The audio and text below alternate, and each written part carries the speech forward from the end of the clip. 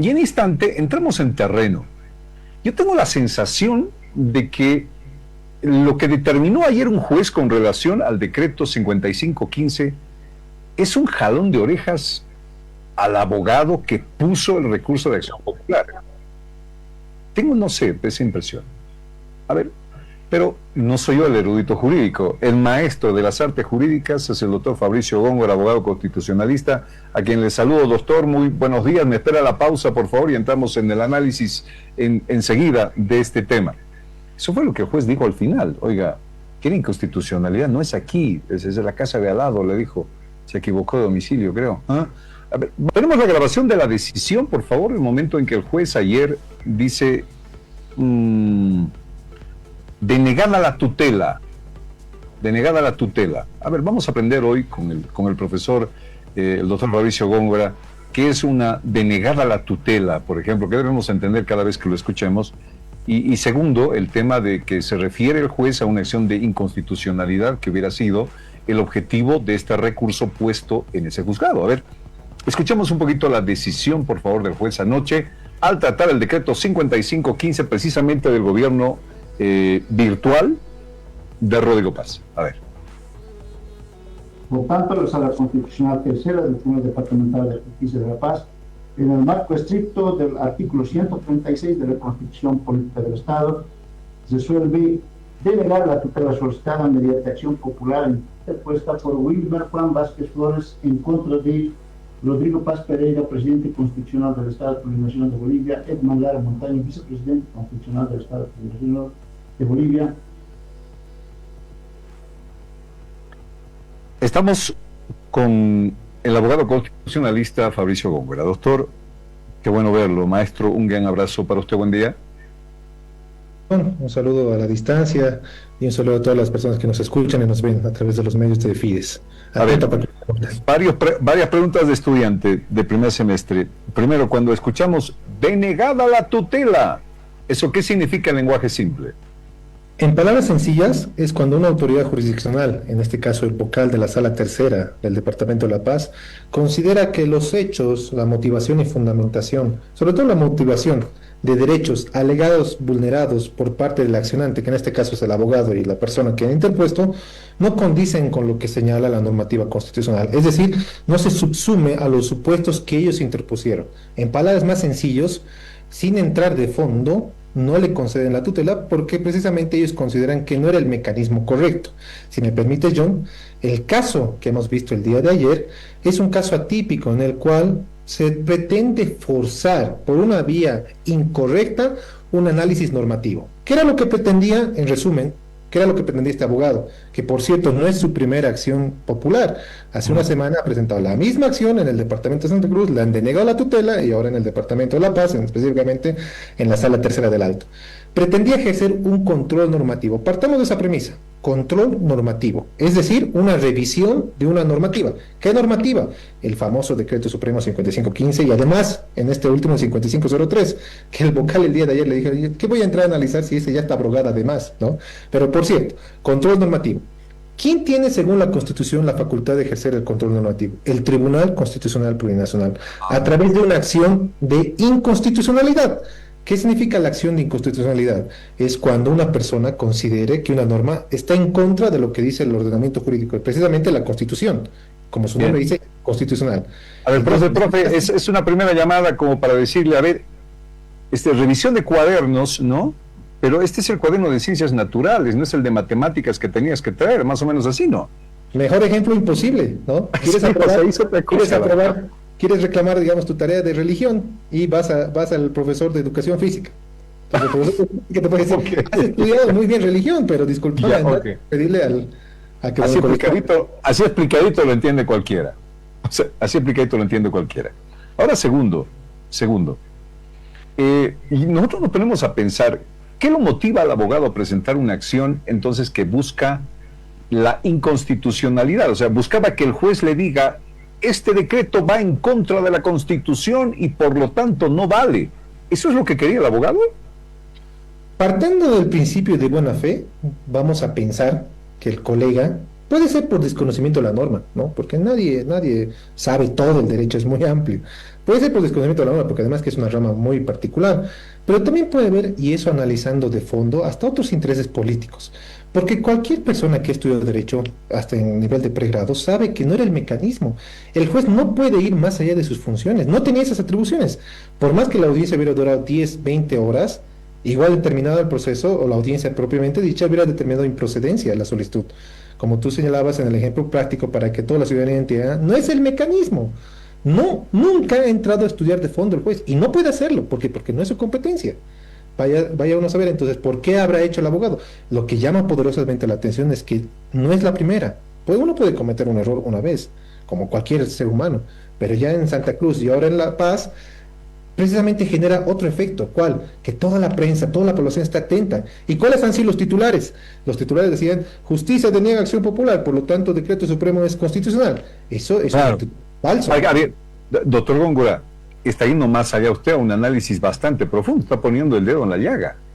Lo que me está hablando aquí es de la posibilidad de una estrategia para validar el decreto 5515. Que toda la prensa atenta ayer y que diga, ganó en la justicia Rodrigo Paz y por lo tanto el decreto tiene más validez, lo que no es al final, así lo entiendo. Es probable, es una de las probabilidades que se da en el escenario político jurídico. La misma defensa del presidente ayer lo decía, no procede, o sea, no tengo por qué explicarte de fondo por qué mi decreto está bien o está mal, porque este no es el mecanismo, no es el procedimiento. Entonces el juez, en honor a la verdad, por el marco de debido respeto, ha escuchado todas las pretensiones, injustificadas o no, pero terminaba diciendo, es una acción equivocada. Lo dijo al abogado, y peor aún le dijo, ¿cómo usted pretende que haya un control normativo de un decreto hablado del 5503 si ese ya está abrogado por el 5516? En todo caso, respecto al 5515, acuda a las instancias pertinentes. En palabras sencillas, ¿no? Es que el jalón de la oreja, ¿no? De la patilla del profesor, es decir, por favor nos ubicaremos. Lo cierto, John, es que genera otra expectativa. La población está atenta a estas circunstancias. Personas que tal vez no han estudiado el derecho dicen, entonces el decreto está bien, y eso no es lo que se ha determinado ayer. Simplemente le han denegado a su pretensión jurídica, que era equivocada. Ok. O muy inocente o se dejó utilizar. Ok, dos hipótesis, nada más, no estamos diciendo nada más. Si quería control de constitucionalidad al TCP, y eso es lo que le dicen en un momento el juez, ¿no, doctor Góngora? Agarra y le dice, vamos a remitir obrados, es decir, todos estos papeles que usted ha presentado al Tribunal Constitucional. Eso es lo que dice. Entonces, a ver, se concluye que no es una victoria del decreto, porque esto podría seguir. Hay varios intentos, creo que como 3 o 4 recursos en el Tribunal Constitucional, y creo que hay 2 proyectos de ley en la Asamblea para frenar este decreto. Pero a ver, en el fondo entonces, solamente dice, yo no puedo tocar esto. Eso es lo que ha dicho el abogado y por lo tanto el decreto sigue vigente. Ese es el entendimiento final, doctor. Sí, la ley 254, en su artículo 4, dispone que toda normativa se presume su constitucionalidad. El decreto está publicado en la Gaceta. Cuando entra en vigencia cualquier normativa, llámese decreto, ley, cualquiera, desde su publicación en la Gaceta. Hasta el día de hoy el decreto es legal y constitucional. ¿Quién es la única instancia que puede declarar la inconstitucionalidad de una norma? Es el Tribunal Constitucional, como te decía, a través de una acción específica que el constituyente lo ha incorporado a nuestra Constitución, denominada acción de inconstitucionalidad. La acción popular es un mecanismo de defensa de derechos fundamentales, acción tutelar, por eso le deniegan la tutela. No es un control normativo, es un control tutelar. Por eso te decía al inicio y recalco nuevamente, era equivocada la medida. Ahora bien, hay muchos colegas abogados constitucionalistas que dicen, jamás se va a poder resolver la acción de inconstitucionalidad. ¿Por qué? Porque evidentemente la normativa te dice, para resolver la acción de inconstitucionalidad se requiere sala plena del TCP. Y aquí lo hemos conversado en este mismo programa contigo, John, la situación de los magistrados o de los autoprorrogados, que ya no están. 5 de 9 ya no están. Entonces, la normativa te da a entender que hasta que se componga la sala plena, no va a haber decisiones de fondo, respecto a la inconstitucionalidad. A ver, yo entiendo que hay un proyecto de ley en este momento presentado para darle la valía a los 4 que están oficialmente trabajando en este momento en el TCP para que puedan decidir estas cosas. Si este decreto saliera, los 4 pueden definir esto. Ahora, ¿cómo está funcionando el TCP solamente con 4? Es decir, ni aún así podrían tratar un recurso en el TCP de esta naturaleza. De fondo no. De fondo no, porque la normativa dice sala plena, ¿no? Conformada por los 9. Pero John, en honor a la verdad, porque también me preguntaba mucho esto, ¿qué va a pasar? Entonces estamos en un vacío que nuevamente, como los autoprobados, vaya a saber uno cuándo acabar. Lo cierto es, y ahí adelanto, ¿no? La comisión de admisión del TCP podría emitir alguna medida cautelar, previa al análisis de fondo y disponer, por ejemplo, la suspensión del decreto si ellos los consideran pertinente. Pero mientras no haya esta interposición, mientras no haya esta suerte, estamos a la deriva. Todo intento de abogados particulares, aparte de querer generar repercusión, hacerse conocer a la mala, pero se hacen conocer finalmente, son intentos vanos, porque no es el mecanismo. Uy. O sea, con esto que me está diciendo, perdón, estoy imaginando a mi amigo Rodrigo Paz que le está haciendo así a todas las intenciones. Me está sacando la lengua. ¿Ah? Lo cierto, en honor a la verdad, también por lealtad procesal, debo decirlo, es una facultad constitucional del presidente del Estado emitir decretos, ¿no? Eso no podemos negarlo. Ya sobre el contenido, si la población está de acuerdo o no, es otra valoración. El contenido de la valoración que puede hacer el TCP es aquí la llaga del punto de todo el problema que puede hacer. Esperemos que haya certidumbre, John. ¿Por qué no se han pronunciado? Porque además, ¿quiénes pueden interponer la acción de inconstitucionalidad? Eso es algo importante, porque seguramente el colega abogado escuchándonos esto va a querer ir ahora mismo a presentar su nueva demanda de acción de inconstitucionalidad. Se divide en dos, John, si me permite rapidito. Acción de inconstitucionalidad concreta y acción de inconstitucionalidad abstracta. La concreta es cuando una persona, dentro de un proceso judicial o administrativo, considere que una norma le perjudica. En este caso no hay ningún proceso judicial ni administrativo. Entonces relegamos la concreta, por así decirlo. La abstracta, ¿quién puede presentarla? El presidente del Estado. Por obvias razones, el presidente no va a ir en contra de su propio decreto. Puede presentarlo el defensor del pueblo, puede presentar cualquier legislador, ojo, cualquier diputado, senador o incluso de asamblea departamental o municipal, y o alcalde o gobernador. ¿Y por qué no lo han presentado? Vaya uno a saber también, ¿no? Lo cierto es que esto lo presentan ante la instancia que emitió el decreto de presidencia seguramente emitirá su informe de rechazo y de ahí se eleva en consulta al TCP, prácticamente lo que el vocal nos dijo ayer, es el TCP quien tiene que decidir esto, no yo no, porque él es una sala constitucional, un vocal de una sala constitucional. Ahora, doctor, en su análisis como abogado constitucionalista, ¿este decreto viola la Constitución? ¿No viola la Constitución? Bien, ya entrando en un análisis real sobre una supuesta incompatibilidad, yo siempre lo digo en clases de pregrado, hay que hacer un análisis no solamente literal de la norma, porque la norma literal a veces puede encontrar precisamente estos vacíos que son rebuscados.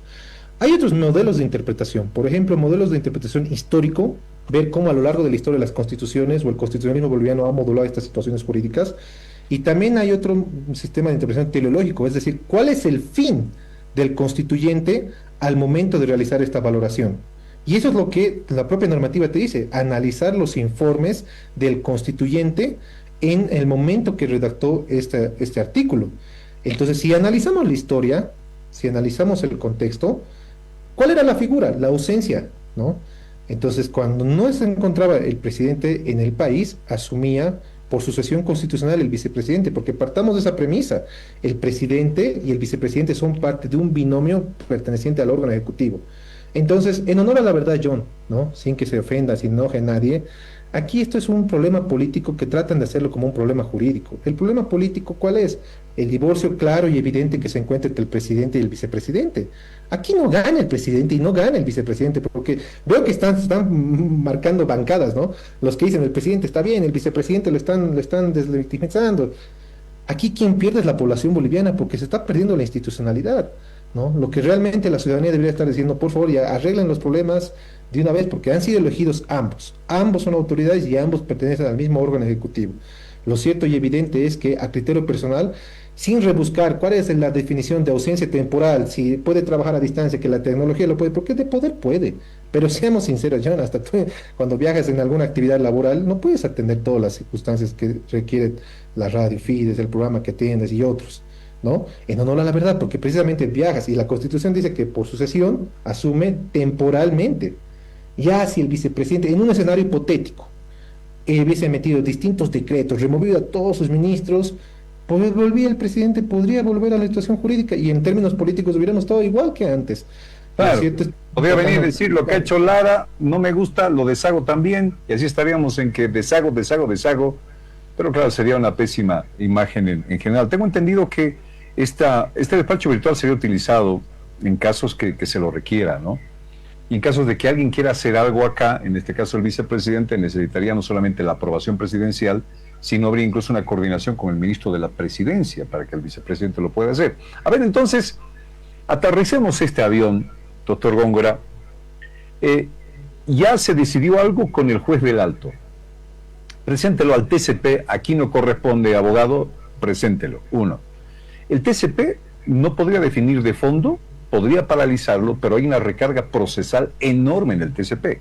Y esto tendría que esperar su turno. Tiempo, gana tiempo.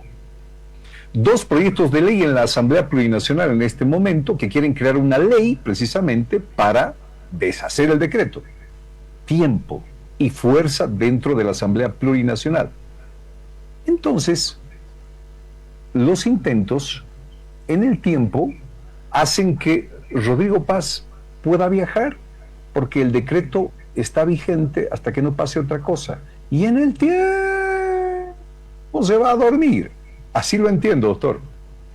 Sí, no, y ese es el arte de la política, ¿no? Es otra ciencia hermosa, donde tenemos varios ahí colegas que lo estudian, y evidentemente es eso, ¿no? Algunos decían, colegas, hasta que se resuelva esto ya ha vuelto de Davos, ¿no? Finalmente el presidente decidió no viajar, que creo que era una decisión mucho más ecuánime, ¿no? La población valora, dice, a ver, si están peleando, si todo es por este viaje, no viajes. Pero después salen a la noche a la mañana, en el ejercicio de sus funciones, viaja a Paraguay y aquí nos enteramos en la noche, ¿no? Entonces, y lo decía el director de la GETIC, no ha sido necesario utilizar el decreto, pero entonces, ¿cuál es la naturaleza? Porque, ojo, aquí te doy este dato, John. Han viajado el ministro de Economía y el canciller del Estado, ¿no? Y tengo entendido que a través de un decreto han designado ministros suplentes, ¿no? Sí. Que es la sucesión de ministros, ¿no? O sea, que asumen. Entonces, no queda estaba habilitada esta oficina virtual para el presidente, que es Dice que la van a utilizar todos, la van a utilizar todos. Bueno, Claro, entonces, doctor Góngora, perdón, mi tiempo se ha cumplido. Aunque le juro que por usted me inscribiría a derecho, nada más de por pasar clase con usted. Le mando un abrazo, doctor Fabricio Góngora, gracias por estar en Fides. Muchas gracias, John, y un saludo a toda la audiencia. Hasta otra Bueno, tiempo y marcador, decía alguien. Ya está. Fides 3. No, tampoco. Ya viene la hora del país, gracias. Les saluda John Arandi a través de Antes de Mediodía. Hasta mañana, amigos.